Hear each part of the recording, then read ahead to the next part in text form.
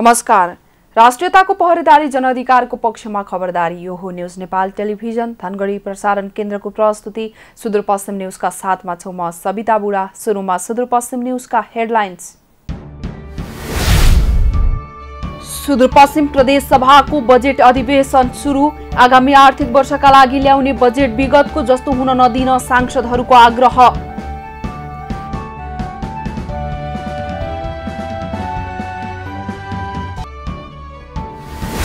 सुदूरपश्चिम प्रदेशमा दादुरा रुबेलाका बिमारीहरू फेला पर्न थाले। निवारणमा चुनौती थपिएको स्वास्थ्य कर्मीहरूको भनाई।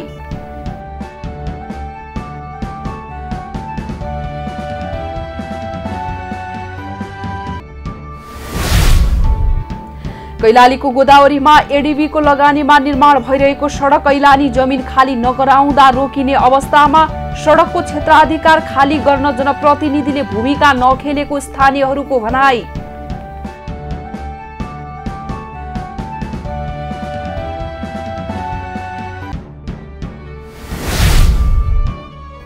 र वैदेशिक रोजगारीमा तेस्रो मुलुक जानेहरूले ज्यान गुमाउँदै परिवारको बिचल्ली।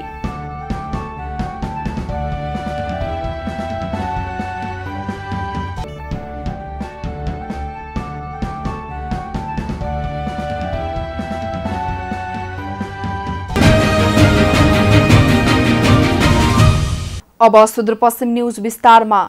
सुदूरपश्चिम प्रदेश सभाको बजेट अधिवेशन शनिबारदेखि सुरु भएको छ। प्रदेश सरकारको सिफारिसमा प्रदेश प्रमुख देवराज जोशीले शनिबार दिउँसो 2 बजेका लागि बजेट अधिवेशन आह्वान गर्नुभएको थियो। सुदूरपश्चिम प्रदेश सरकार मन्त्री परिषदको गत हप्ता बसेको बैठकले शनिबारका लागि बजेट अधिवेशन आह्वान गर्न प्रदेश प्रमुखलाई सिफारिस गरेको थियो। प्रदेश प्रमुख कार्यालयका अनुसार संविधानको धारा 183 को उपधारा 1 बमोजिम प्रदेश प्रमुखले अधिवेशन आह्वान गर्नुभएको हो।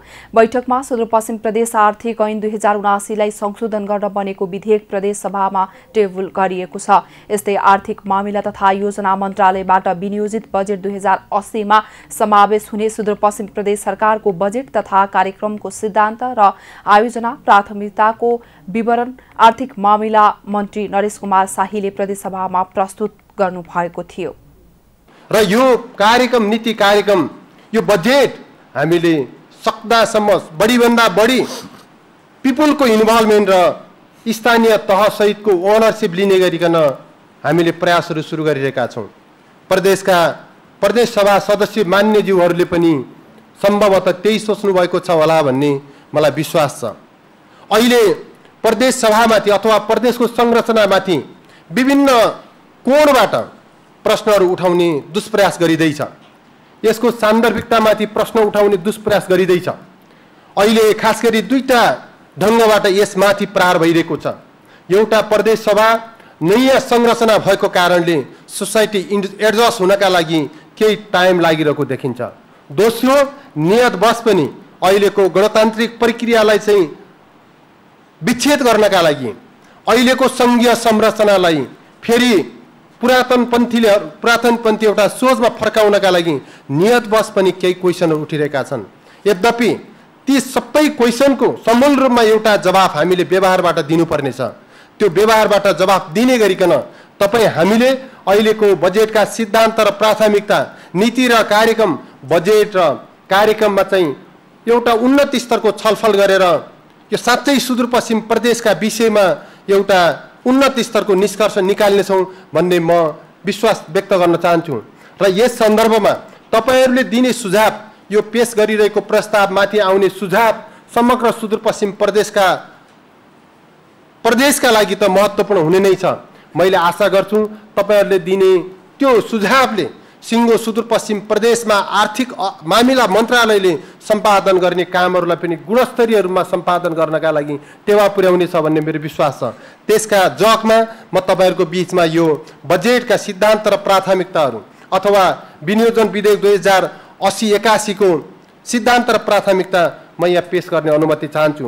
माननीय सभामुख महोदय, सुदूरपश्चिम प्रदेश सरकारको आर्थिक मामिला मन्त्रीको हैसियतले यस गरिमामय प्रदेश सभामा विनियोजन विधेयक 2080 का सिद्धान्त र प्राथमिकता प्रस्तुत गर्न उपस्थित भएको छु। यस गरिमामय प्रदेश सभामा विनियोजन विधेयक 2080 का सिद्धान्त र प्राथमिकता प्रस्तुत गर्न पाउँदा गौरवान्वित भएको छु। यो महत्त्वपूर्ण समयमा सम्पूर्ण शहीदहरूप्रति श्रद्धाञ्जली व्यक्त गर्दछु। आगामी आर्थिक वर्ष 2080-81 को बजेटमा योजनाबद्ध विकास मार्फत वित्तीय सुशासन, गुणस्तरीय पूर्वाधार एवं सामाजिक क्षेत्रको विकास, आधारभूत आवश्यकतामा नागरिकको सरल र सहज पहुँच विस्तार, प्रभावकारी सेवा विस्तार, प्रवाह र स्रोत साधनको उच्चतम परिचालन मार्फत सन्तुलित विकासलाई जोड दिने जानकारी गराउँदछु। बैठकको शून्य समयमा बोल्नुहुने सांसदहरूले सुदूरपश्चिम सरकारलाई बहुआयामिक समस्याले घेरेकाले सुधार गर्नका लागि सल्लाह दिनुभएको थियो।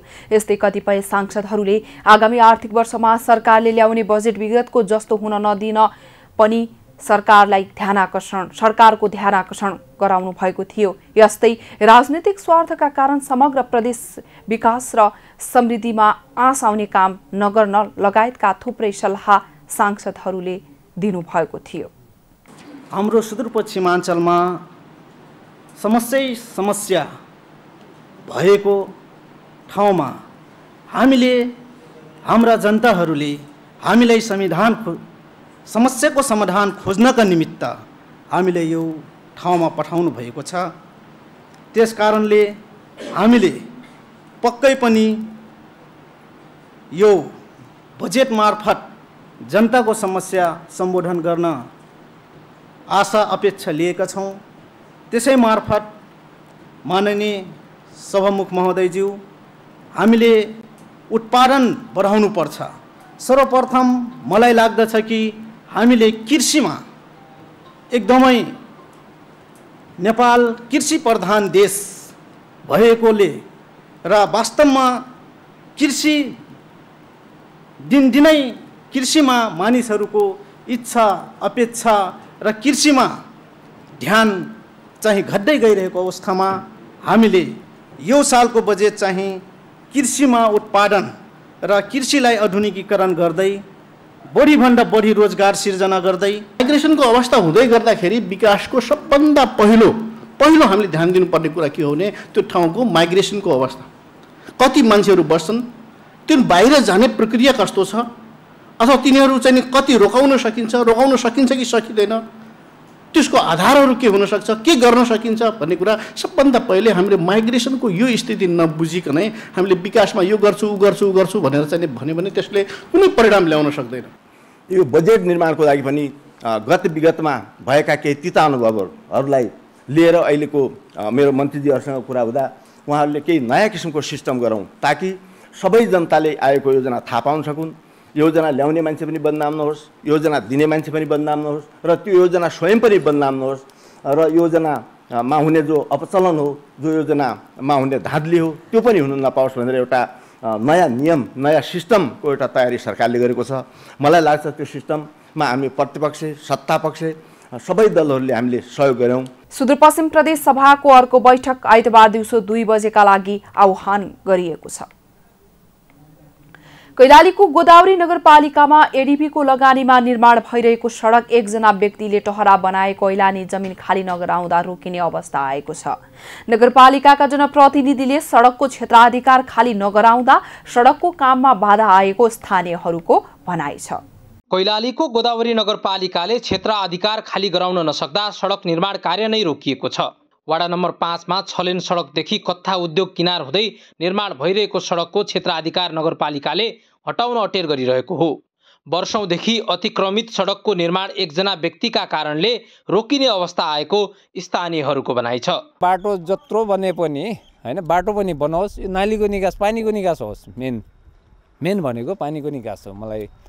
मलाई दुःख भनेको पानीको हो। बाटो त सबैलाई चाहिने हो हैन।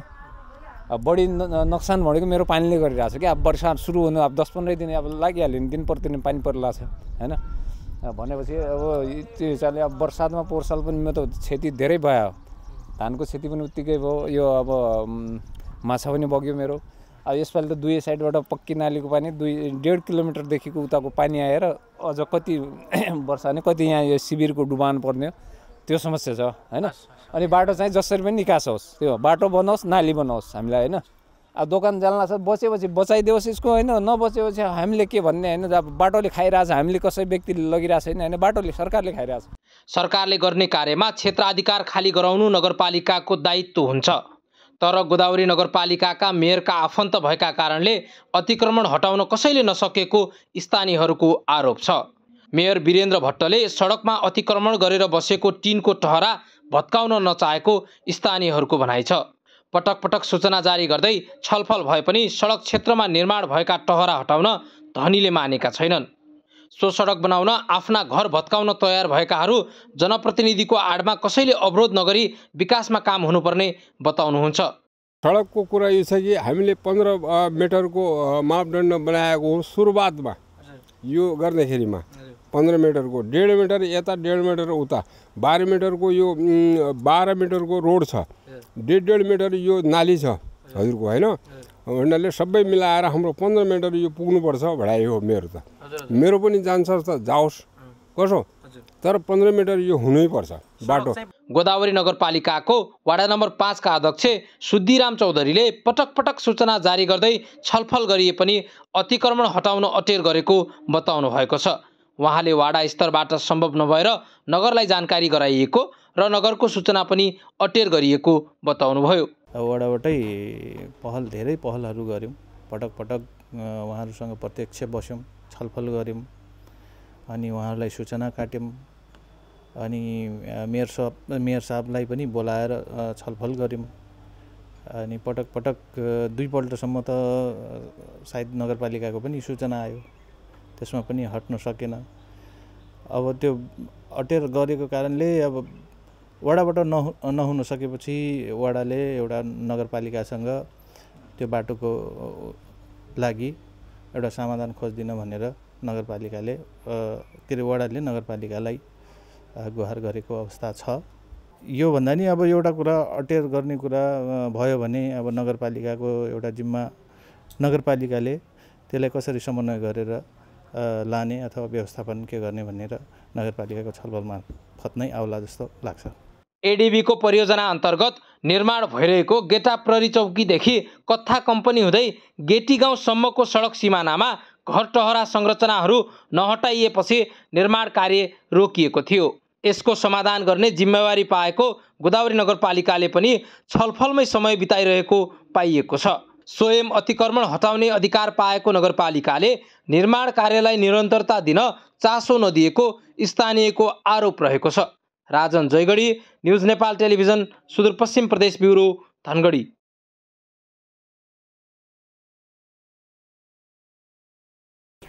वैदेशिक रोजगारीमा तेस्रो मुलुक जाने कतिपयले ज्यानै गुमाउने गर्नुभएको छ।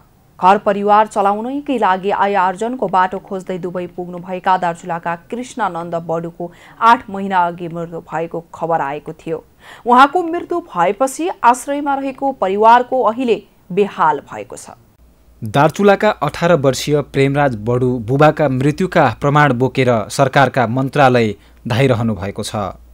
वार्षिकी बारेका उहाँ सेतो टोपी र सेतै चप्पलमा सरकारका ढोका ढोका पुग्नुहुन्छ। कसैले केही त कसैले केही कागज मिलेन भन्छन्। उहाँकी आमा द्रौपदी बडुलाई 39 वर्षकै उमेरमा श्रीमान छुटेको व्यथा भुल्नै गाह्रो परिरहेको छ। 17 वर्षकी हुँदा उहाँको बिहे भएको थियो। अचेल त 20 वर्ष नपुगी बिहे गरे अपराध मानिन्छ। त्यो बेला उहाँका आमा बुबाले कलिलैमा बिहे गरेर पठाइदिनु भएको थियो। बिहेपछि उहाँले भैँसी पाल्नु पर्यो, गाई गोरु पाल्ने र खेतीपाती गर्ने उहाँको दैनिकी बन्यो।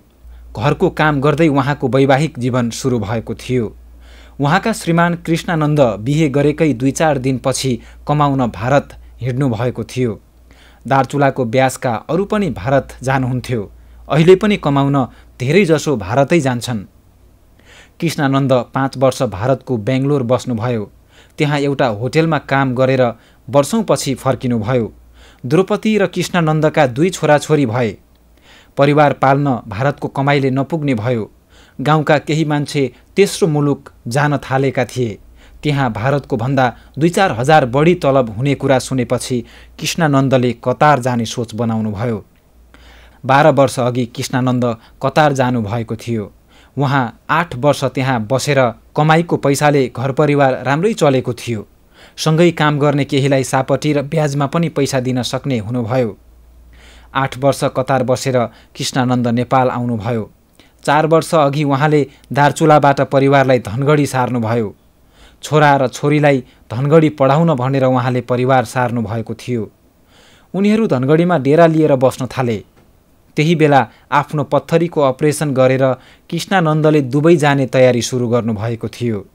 4 वर्ष अघि दुबई जानुभएका उहाँको 4 महिना अघि लास नेपाल आयो।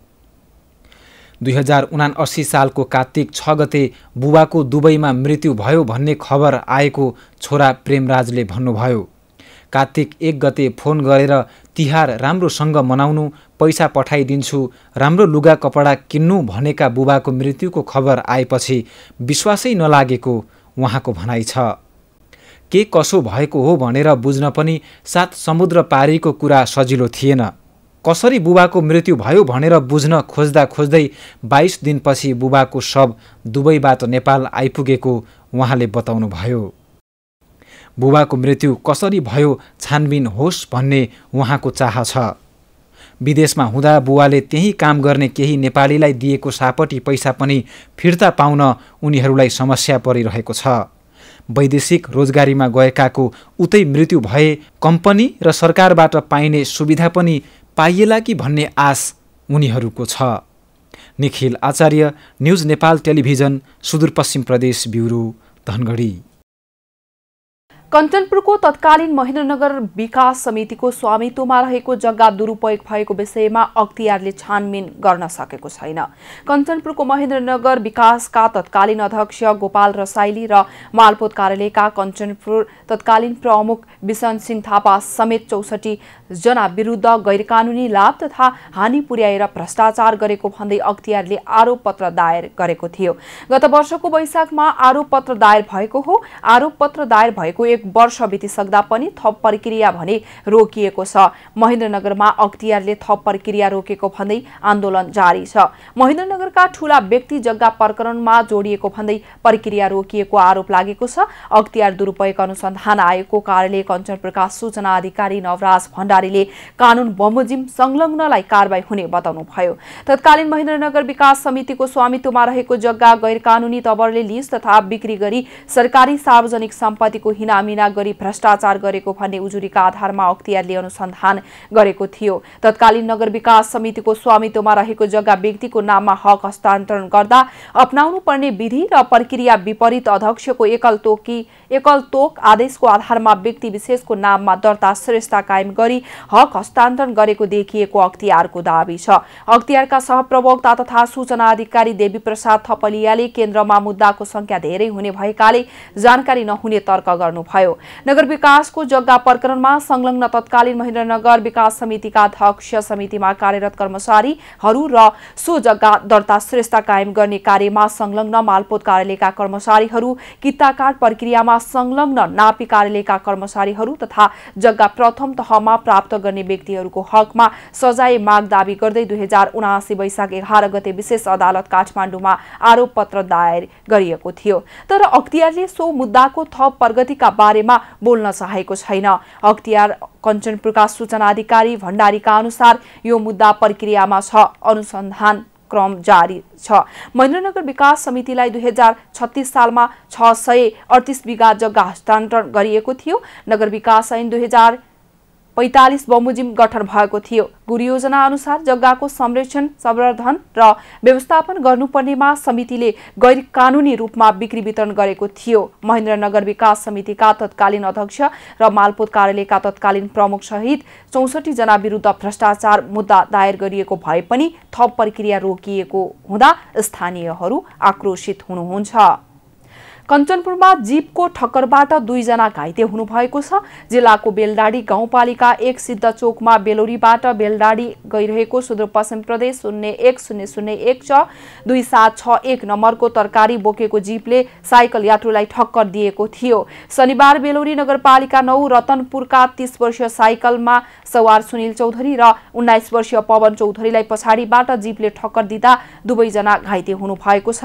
घाइते 2 जनालाई उपचारका लागि धनगढी ल्याइएको इलाका प्रहरी कार्यालय बेलडाडीले जनाएको छ। सुनिल चौधरीको टाउकोमा चोट लागेको छ भने पवन चौधरीको बायाँ हात र खुट्टामा चोट लागेको प्रहरीले जनाएको छ। जीपला चालकलाई प्रहरीले नियन्त्रणमा लिएर थप अनुसन्धान गरिरहेको छ। कृषि र पशुपालनमा आकर्षित गर्न सरकारले 10 वर्ष अघि सुरु गरेको कृषि तथा पशुपन्छी बीमा कार्यक्रममा विवाद देखिएको छ। बीमा गरे बापतको रकम पाउन नसकेपछि बीमा कम्पनीहरूले जेठ 7 गतेदेखि कृषि तथा पशुपन्छी बीमाको बीमा लेख जारी गर्न छाड्नु भएको छ।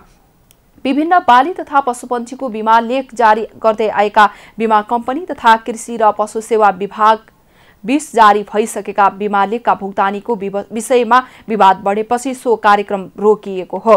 त्यस्तो बीमा जारी गर्ने 16 कम्पनीले भने कृषि तथा पशुपन्छी बीमा लेख जारी गर्न बन्द गरेको नेपाल विमक संघका महासचिव अशोक खड्काले बताउनुभयो। युवालाई कृषि र पशुपालन प्रति आकर्षित गर्ने उद्देश्यले सरकारले 2069 माघ 1 गते कृषि तथा पशुपन्छी बीमा सुरु गरेको हो। सुरुमा 50% अनुदान दिने गरेकोमा 2 वर्ष अघि सरकारले अनुदान बढाएर 80% पुर्याएको थियो। बीमा प्रिमियमको 80% सरकारले बेहोर्ने भएपछि किसानको कृषि तथा पशुपन्छी बीमा प्रति आकर्षण बढेको थियो। नेपाल बीमा प्राधिकरणका उपनिर्देशक तथा कृषि बीमा शाखा प्रमुख पुनम ग्यावालीले बीमा कम्पनीले जारी गरेका बीमा लेखमा मानवीय त्रुटि बाहेक ठूलो समस्या नभएको बताउनुभयो। बीमा शुल्कमा 20% बीमा गर्ने किसानले र बाँकी 80% सरकारले अनुदान दिने व्यवस्था छ। सो कार्यक्रम कार्यान्वयनका लागि सरकारले सुरुमा बीमा कम्पनीहरूलाई अनिवार्य गरेको थियो। बीमा गर्नेको संख्या बढ्दै गएपछि विवाद बढ्न थालेको छ। अहिले दुवै कृषि र पशु सेवा विभागले कृषि तथा पशुपक्षीका लागि जारी गरिएका बीमा लेखमा थुप्रै गल्ती देखिएको दावी गर्दै बीमा कम्पनीहरूको भुक्तानी रोकिदिएका छन्।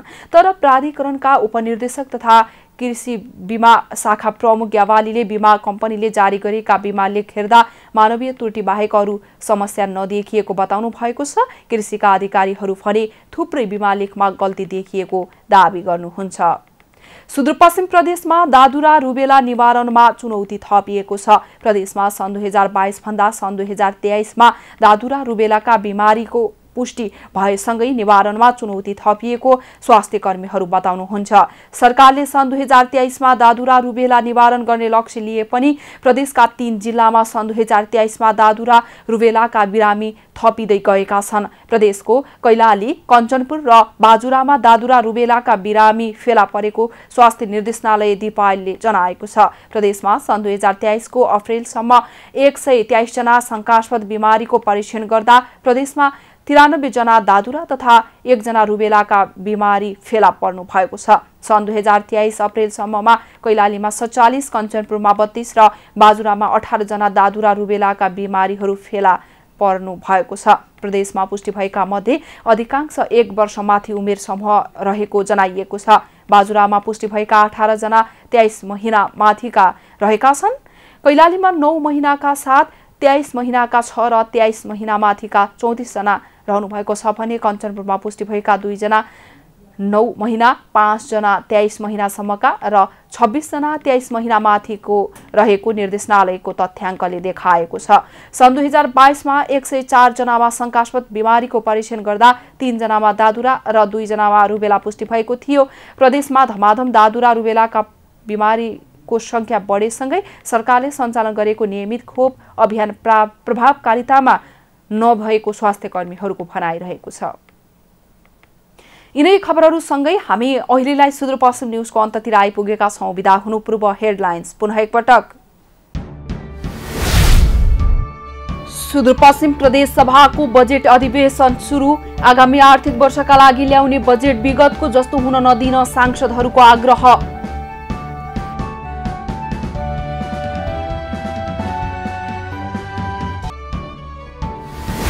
सुदूरपश्चिम प्रदेशमा दादुरा रुबेलाका बिमारीहरू फेला पर्न थाले। निवारणमा चुनौती थपिएको स्वास्थ्य कर्मीहरूको भनाई।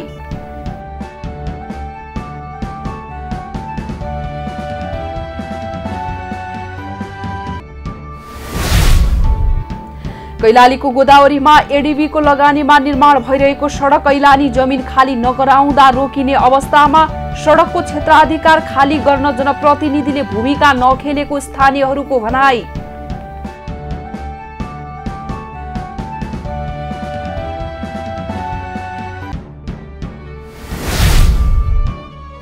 र वैदेशिक रोजगारीमा तेस्रो मुलुक जानेहरूले ज्यान गुमाउँदै परिवारको बिचल्ली।